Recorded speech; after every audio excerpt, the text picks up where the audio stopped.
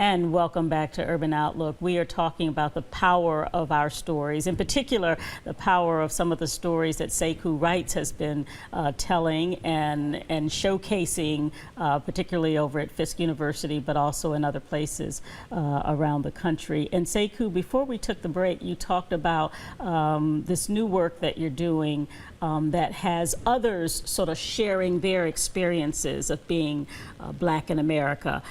Talk just a little bit about how Unmasked came about. So, Brown Boy Mad, after the world changed because of COVID, we weren't able to gather people in the theater anymore. We still can't really. So I released it online, and some of my friends responded to it by retelling me some of the stories that they've told me before about being Black in America.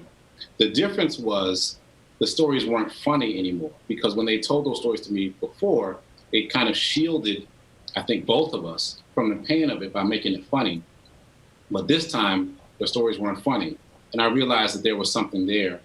And so I asked those friends to send it to me in a video. And then I've been editing those videos and compiling them into this kind of storyboard of our stories, us talking about living while Black. And I even did it for myself, because I realized that I've been hiding behind spoken word in terms of talking about my first car. And so I did one for myself where I just talked about what it was like to buy my first car and almost be beaten by the police. Let's take a look at a clip of Unmasked.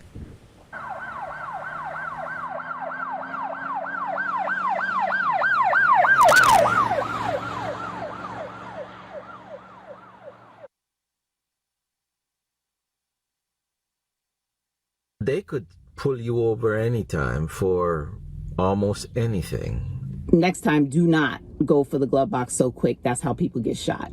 When I got out the car, they yelled at me to put my hands on the hood of the car. The officer's hands, and his hands were shaking like this. But he hit me, and he hit me hard. They policed our eyes. It was 18 hours before I even saw a lawyer. I was treated like I didn't have rights. Which I found out to be a little, strange. No matter how successful my family was, it didn't matter.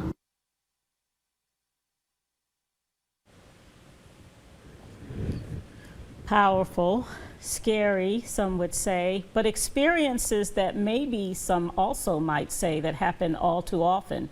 What do you think? Yeah, definitely they happen all too often. And then what's been interesting for me is that I know most of the people in the clip you just saw personally. And some of those stories that they told me, we've never talked about before. And that reminded me of when I bought my first car and I was accosted by the police. When my father came home later that day, he could tell that I was upset, but I didn't talk about what was upsetting me. I kind of buried it. And I think all too often we have these experiences and we bury them. We hide them from ourselves and from each other because we still have to live a life. We still have to, go to work and get married and go to the grocery store and live a life. We've got to hide that pain from ourselves some way. And so what's been interesting is that many of the people who have participated in the project thus far, they've thanked me for having the opportunity to vent these demons, to exorcise these demons. So I feel like I'm doing a service in some way. And I get the fact that people don't want to dwell on things, but do you think historically through the years that us keeping those experiences to ourselves is why they continue to happen? We didn't maybe shout out, tell, fight back soon enough?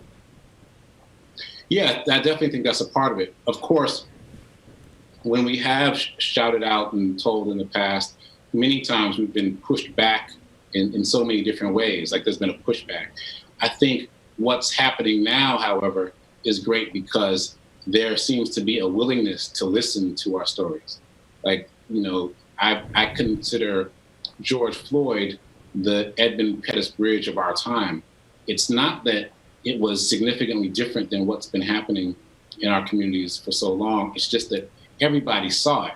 Because of the pandemic, everybody happened to be at home looking at their devices, and everybody saw it in much the same way that everybody saw what happened on the Edmund Pettus Bridge because it was televised. And so that has galvanized people in a different kind of way and made people understand that, no, we aren't making this stuff up. These things are happening to us. And I am grateful for the understanding that that is fostered now. You, I think in your bio, I read you call yourself an accidental filmmaker. It seems like you have stumbled on some great and powerful stories for sure. So what's next for this accidental filmmaker that sits here with us? Yeah, I'm really not sure. I'm kind of following the energy of Brown Boy Mad and obviously now also Unmasked, and I'm letting the muse lead me where it wants to go. I mainly consider myself a writer, and so I'm working on a book related to Brown Boy Mad, and I'm working on another stage play after Brown Boy Mad and after Unmasked. I'm working on a third stage play. So I hope that the world will look in a way that makes it easy to show those stories on stage, but I'm not sure. So I may have to continue being an accidental filmmaker and continue to put these things out on video, and we'll see what the world dictates for us over the next few months and years. And I also know you didn't attend Fisk, but you've got a special connection to Fisk University, which is why you presented the play there. Talk a little bit about that. Yeah, well, so there's a lot of serendipitous things. So I came to Nashville ostensibly for Christmas, which I do every year. And while I was here for Christmas break, I reached out to Fisk saying, I've got this project called Brown Boy Mad. Is there anything we can do with it here? Just because I didn't want to lose momentum with it before I went back to New York. Obviously, I did not expect to be here this long, and I didn't expect for Brown Boy Mad to take off at Fisk the way that it did. And so I'm very grateful that it took off the way it did. In terms of my connection, there's two. First, a long time ago, when I was promoting my first book, I came to Fisk and I taught a seminar about writing to promote my first book. But more important, my mom and my aunt and my grandfather all graduated from Fisk University here in Nashville. So there are deep family roots. So I'm very connected to Nashville and very connected to Fisk. And while you can't do a production right now, thanks to the pandemic, how can people see Unmasked or see the clips of Brown Boy Mad? Link us to ways that folks can get a glimpse of your story, if you will. Sure. So my website is SekouWrites.com. It's SekouWrites.com. You can also just Google Sekou Writes. On my website, you'll find the video, a link to the YouTube video of the play in its entirety. I've also got it on Facebook, again, Sekou Writes, on Instagram, and I've got a separate channel on Instagram for Brown Boy Mad. So I've got it everywhere. I've got all these pieces everywhere. I don't want access to be a barrier. So I've been putting these things out publicly so people can access them. But if you want a central place to go, you can go to SekouWrites.com and you can find everything about me there. And Sekou, any kind of final thoughts or final words? We've got a couple of minutes. As you've been, especially working with the students, we don't know, what the fall will bring for a lot of universities around the country yet. Many are thinking about how they get back.